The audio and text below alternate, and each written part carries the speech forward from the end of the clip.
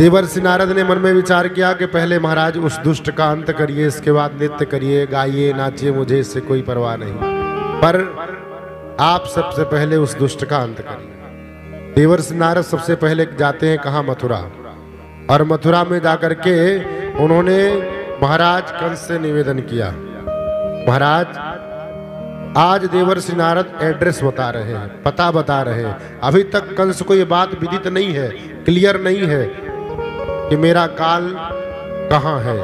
84 कोष में जन्म लिया, आकाशवाणी ने ये कहा था, किसके घर लिया, किसका पुत्र है, कहाँ निवास करता है, ये पता उसको नहीं है। इसलिए असुरों को भेजता है, एक एक करके चुन चुन करके कंस भेजता है असुरों को, जाओ समस्त ब्रज के बालकों का अंत करो एक एक करके। और वो आते हैं और स्वयं भगवत धाम को चले जाते हैं। अघासुर, व्योमासुर, देवतासुर, अरिष्टासुर, धेनुकासुर, बकासुर, ये समस्त दैत्य आए और एक एक करके भगवान ने, बलराम जी ने सबका अंत कर दिया। अब इधर देवर्षि नारद गए, कंस ने खूब स्वागत किया है। इस हमारी सृष्टि में एक ही ऐसे महापुरुष हुए हैं जो देवर्षि नारद, जिनका सम्मान हर जगह हुआ है। देवी भी करती हैं, देवता भी करते हैं, राक्षस भी करते हैं, असुर भी करते हैं। देवर्षि नारद के अंदर वो क्षमता है, वो कला है कि हर जगह अपनी पूजा करवा लेते हैं। आज देवर्षि नारद पहुंचते हैं कंस के हितैषी बन करके, और जाकर के कंस ने चरणों में प्रणाम किया है। देवर्षि नारद के सिर चरणों में कंस का प्रणाम स्वीकार हो। देवर्षि नारद ने कहा, राजन मैंने आपको खूब आशीर्वाद प्रदान किया है और वही आशीर्वाद देने के लिए आज मैं आया हूँ। और मैं आज आपके काल का पता लगा लिया है मैंने, कहाँ है, किस घर में है, किसका बेटा है, किस जगह रहता है, सारी बातें आज मैं आपको बताऊंगा और उपाय भी बताऊंगा। अब मुझसे ये नहीं देखा जा रहा कि आपका शत्रु नाच रहा, हंस रहा, खेल रहा, खा रहा और आप चिंतित रहते हैं हमेशा। देवर्षि नारद से कंस ने कहा कि महाराज आप तो अंतर्यामी हैं, मन की बात जानते हैं, आपसे बात क्या छिपी। आज आप कृपा करके मुझे बताइए और उपाय बताइए, मैं शीघ्रता से उसका अंत करना चाहता हूँ। कंस से देवर्षि नारद ने कहा कि आज मैं आपको बता रहा हूँ, श्रीधाम वृंदावन में नंद बाबा के यहाँ उनका बालक बन करके उत्पन्न हुआ है और संपूर्ण बातों को बताते हैं देवर्षि नारद। लेकिन ये बात नहीं बताए कि वसुदेव जी टोकरी में ले जाकर के अपने बालक को लिटाए, वहाँ से कन्या को लेकर के आए। बोले अगर ये बात बता देंगे तो वो पहले वसुदेव जी को दंडित करेगा। इसलिए देवर्षि नारद वो बात बताते हैं जिसमें संपूर्ण भक्तों का, सज्जनों का हित हो और दुष्टों का अंत हो। आज देवर्षि नारद ने कंस से ये बात कही है। जैसे कंस को ये बात विदित, वही क्रोधित होकर के अपने सिंहासन से तमक करके खड़ा हो जाता है और कहता है कि अभी मैं उसका अंत करूंगा। देवर्षि नारद ने कहा, उतावले मत होइए महाराज, मैं आपको उपाय बता रहा हूँ, इतना आसान नहीं है उसको मारना।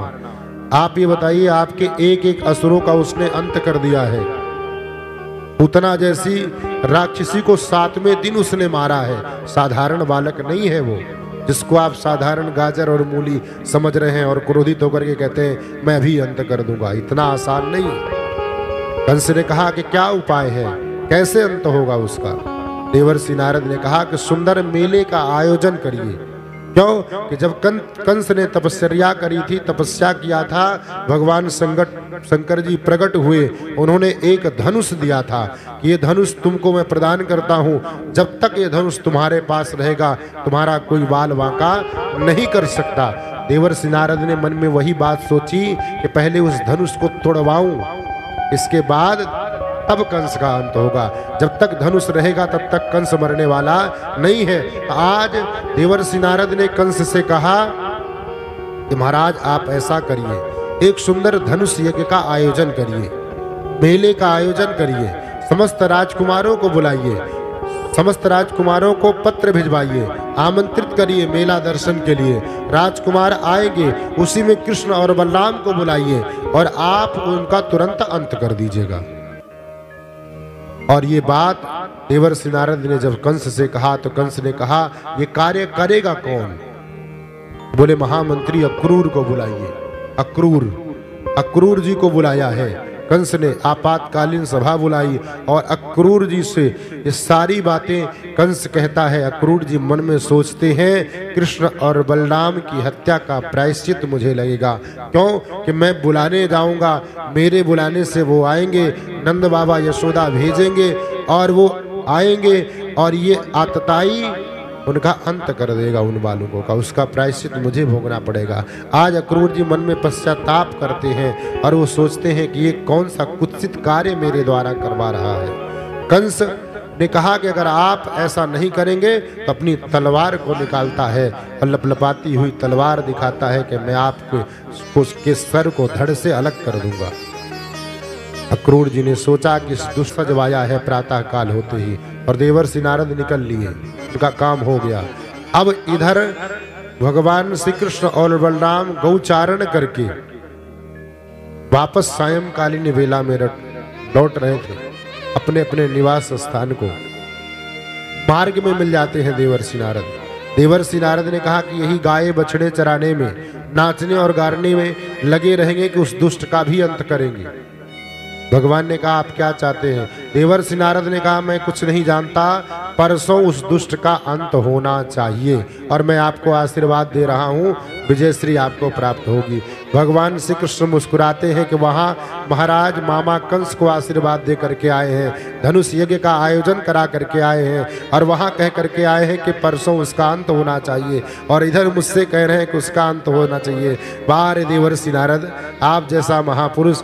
देवर्षि नारद ने कहा जो सत्यता पर होगा, जो सत्य पर होगा, मैं जानता हूँ विजयश्री उसी को प्राप्त होगी। वो आतताई अधर्मी है, अत्याचारी है, दुराचारी है, उस पापी का अंत होना आपके हाथों सुनिश्चित है। इसलिए आप शीघ्रता पूर्वक ऐसा उपाय करिए और मैं संपूर्ण व्यवस्था की रचना को रच करके आया हूँ। अक्रूर जी आएंगे रथ लेकर के, आप रथ पर आरूढ़ होकर के चले जाइएगा और जा करके धनुष यज्ञ, धनुष को बताया कि इस जगह रखा हुआ है, उस धनुष का खंडन करिएगा और इसके बाद कंस का अंत करिएगा। और देवर्षि नारद प्रणाम करके वहां से चल देते हैं। इधर अक्रूर जी को बुलाया, रथ सजवाया। अक्रूर जी रथ पर आरूढ़ होकर के आचार्य सुखदेव भगवान राजा परीक्षित से कहते हैं कि अक्रूर जी महाराज रथ पर आरूढ़ तो हुए। प्रातः काल वेला में अक्रूर जी महाराज का रथ मथुरा से वृंदावन की ओर घुमाया गया, क्योंकि भगवान वृंदावन में वास कर रहे हैं और मात्र मथुरा से वृंदावन की दूरी 8 से 9 किलोमीटर की दूरी है।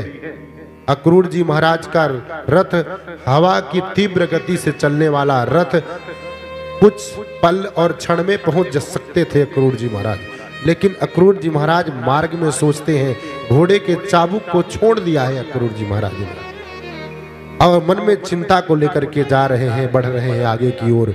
ये कौन सा कुत्सित कार्य विधाता मेरे द्वारा करवाने जा रहे हैं। और कंस के आदेश से अक्रूर जी जब चल दिए, घोड़े के चाबुक को छोड़ दिया है। घोड़े कहीं घास चरने लगते हैं, कहीं यमुना जी के किनारे जल पान करने लगते हैं, कहीं रुक जाते हैं। अक्रूर जी तो चिंता में मग्न है। आचार्य सुखदेव भगवान कहते हैं प्रातः काल हो से चले हैं अक्रूर जी, और 8 किलोमीटर की दूरी सुंदर तीव्र गति से चलने वाले घोड़ों के माध्यम से भी अक्रूर जी महाराज सायंकालीन वेला में पहुंचते हैं। कहाँ? वृंदावन। और तीव्र गति से कब पहुंचे? सायंकालीन वेला में संध्या करने के लिए यमुना जी में जैसे डुबकी लगाई है, अक्रूर जी महाराज को कृष्ण और बलराम का दर्शन यमुना जी के अंदर हुआ है। तब उनके मन का भ्रम दूर हुआ कि कोई साधारण बालक नहीं है, ये तो साक्षात पूर्ण ब्रह्म परमात्मा है, वो दुष्ट क्या इनको मार पाएगा। अब अक्रूर जी महाराज को दृढ़ता से विश्वास हो गया कि भगवान है, इनको वो दुष्ट कंस इनका कुछ नहीं बिगाड़ सकता। जा करके गोपियों और ग्वालों से निवेदन करते, भैया कृष्ण और बलराम कहाँ हैं, नंद बाबा नंदरानी कहाँ हैं। और नंद बाबा के सुंदर महल का पता पूछा अक्रूर जी। पहुंच जाते हैं नंद बाबा के महल में। अब सायंकालीन वेला में संध्या वंदन करके नंद बाबा विराजमान है और यशोदा मैया बैठी हुई हैं। अक्रूर जी महाराज ने जाकर के चरणों में प्रणाम किया कि भ्राता श्री अक्रूर छोटे भाई का प्रणाम स्वीकार हो, भाभी श्री के चरणों में अक्रूर का प्रणाम स्वीकार हो। और नंद बाबा ने पूछा, भ्राता श्री आपके आगमन का कारण क्या है? आप अचानक बिना सूचना के, बिना आमंत्रण के आप क्यों आए हुए हैं? आपका स्वागत है, लेकिन वो कारण मैं जानना चाहता हूँ। अक्रूर जी महाराज ने निवेदन किया है, भैया मथुरा के कंस ने, महाराज कंस ने भेजा है, उन्होंने सुंदर धनुष यज्ञ का आयोजन किया है, समस्त राजकुमारों को आमंत्रित किया है। अक्रूर जी ने कहा हमारे कृष्ण और बलराम किसी राजकुमार से कम थोड़ी हैं, उनको भी आमंत्रण लेकर के मैं आया हूँ और सुंदर मेले का आयोजन किया है, उस मेले के दर्शन करने के लिए आमंत्रित किया है। जैसे कृष्ण और बलराम ने सुना, देवर्षि नारद के द्वारा सब बात विदित थी ही, और वैसे तो वो अंतर्यामी है, वो सब कुछ जानते हैं, घटघटवासी हैं। भगवान सोचते हैं अच्छा अक्रूर जी आए, वो समय आया कि उसका अंत करना ही होगा। पर जैसे यशोदा मैया ने सुना कि अक्रूर आए हैं और मथुरा जाने की बात कर रहे हैं कृष्ण और बलराम की, समस्त गोपियों की ये बात विदित हुई है, ग्वाल वालों को ये बात जब विदित हुई है कि अक्रूर आए हुए हैं, मथुरा के महामंत्री अक्रूर आए हुए हैं और कृष्ण और बलराम को ले जाने की बात कह रहे हैं, जैसे गोपियों को ग्वालों को ये बात विदित हुई, सब दौड़ दौड़ करके नंद बाबा के महल के दरवाजे के सामने आ जाते हैं। और रात्रि भर आचार्य सुखदेव भगवान कहते रात्रि भर वो गोप और ग्वाला रात्रि भर दरवाजे पर ड्योढ़ी के सामने खड़े रहे कि भगवान मथुरा की ओर न जाए। रात भर जगते रहे, प्रातः काल होते ही और इधर भगवान ने जाकर के निवेदन किया है नंद बाबा यशोदा मैया से कि बस 2 दिन के लिए मुझे आप मथुरा जाने दें, मेला का दर्शन करके हम दोनों भाई वापस चले आएंगे। नंद बाबा ने आदेश दे दिया है, यशोदा मैया ने नहीं दिया। भगवान ने जाकर के मैया से निवेदन किया, मैया तुम क्यों रुदन करती हो, क्यों रो रही हो, क्यों दुखित हो रही हो, मैं परसों लौट करके वापस आ जाऊंगा। यशोदा मैया को एक पल का भरोसा नहीं है, क्यों? वो कहती है एक पल मैं आपको, कन्हैया मैं आपको एक पल अपनी आंखों से दूर नहीं होने देना चाहती। आचार्य सुखदेव भगवान कहते हैं यशोदा मैया की आंखों के आंसू बंद नहीं हो रहे, गोपी और ग्वाला सब रुदन कर रहे हैं। आचार्य सुखदेव भगवान राजा परीक्षित से कहते हैं कि नंद बाबा ग्वाल वालों सखाओं को लेकर के बैलगाड़ी में सायंकाल ही निकल चुके, प्रातः काल होते वो मथुरा पहुंच जाएंगे। और इधर प्रातः काल होते अक्रूर जी ने अपने रथ का मुख मथुरा वृंदावन से मथुरा की ओर घुमाया है। जैसे रथ को खड़ा किया, समस्त गोपियां ग्वाल बाल कन्हैया के सामने जाकर के हाथ जोड़ करके खड़े हो जाते हैं और निवेदन करते हैं कन्हैया कृपा करो, जो हमने अपराध किया हो, जो हमने भूल किया मत जा, भले अक्रूर आया है, भले अक्रूर आया है, भले अक्रूर आया।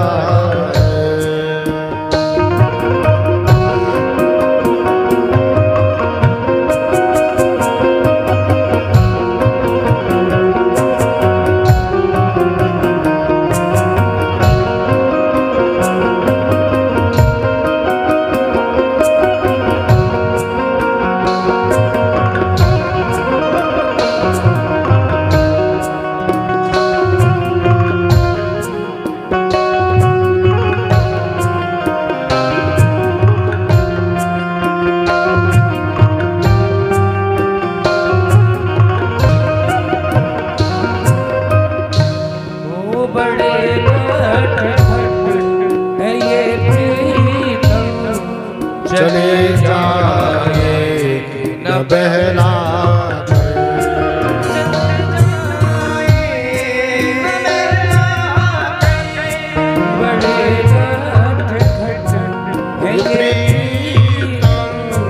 चले जाए न बहला चले जाए न बहला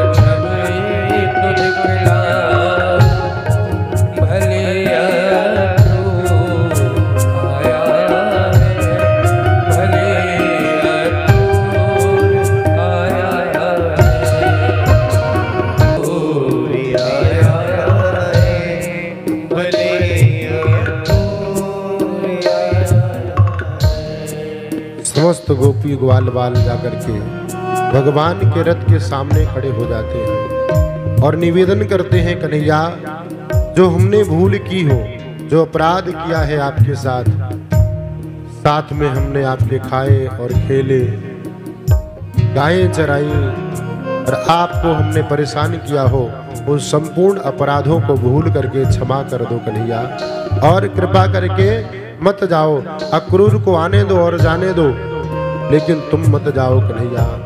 एक गोपी कहती है दूसरी गोपी से, जा करके बहन इनके घोड़े के चाबुक को तुम पकड़ लो और रथ आगे न बढ़ेगा न मेरा कन्हैया जाएगा। एक गोपी दौड़ करके जाती है, घोड़े के चाबुक को पकड़ लेती है, रथ के सामने खड़ी हो जाती है, और एक गोपी जाकर के दौड़ करके रथ के सामने लेट जाती है, कन्हैया अगर तुम्हें जाना है तो हमारे ऊपर से इन घोड़ों और रथ को ले करके जाओ, और मैं तुम्हारे बिना नहीं रहना चाहती। सुंदर गोपियों को भाव को देख करके सखी तो चले जाए नबेरा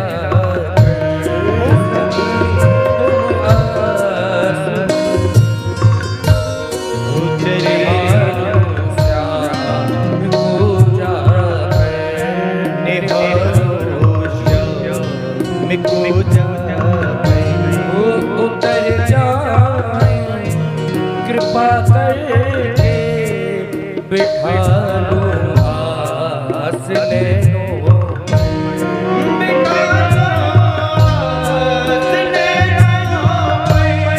सभी मिल करके समझा बड़ी मुश्किल आया भले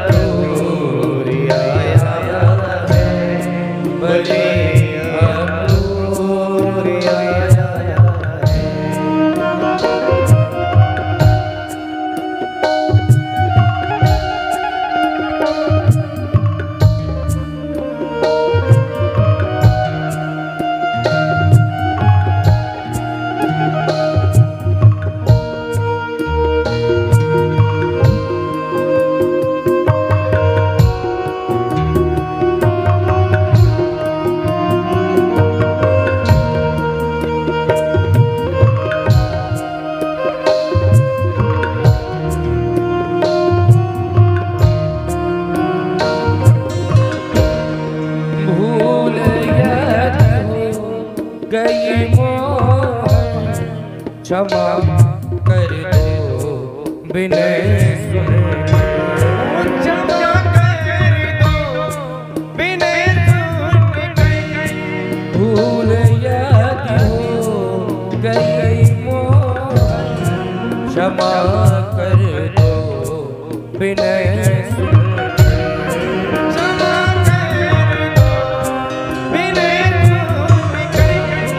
न जाए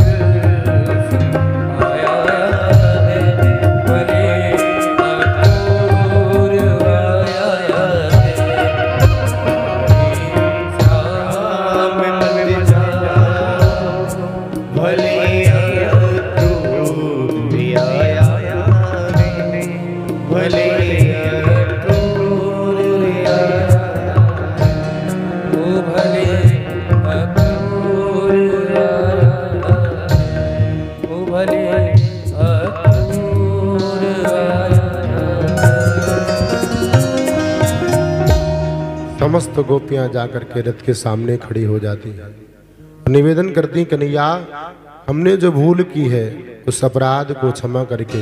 इनके मन में किस प्रकार की उत्सुकता है मेला देखने की, ये नहीं जानते, ये सोचते हैं खीर पूड़ी से स्वागत करेंगे मामा, मामा श्री कंस ये नहीं जानते कि अंत करने के लिए बुलाया है।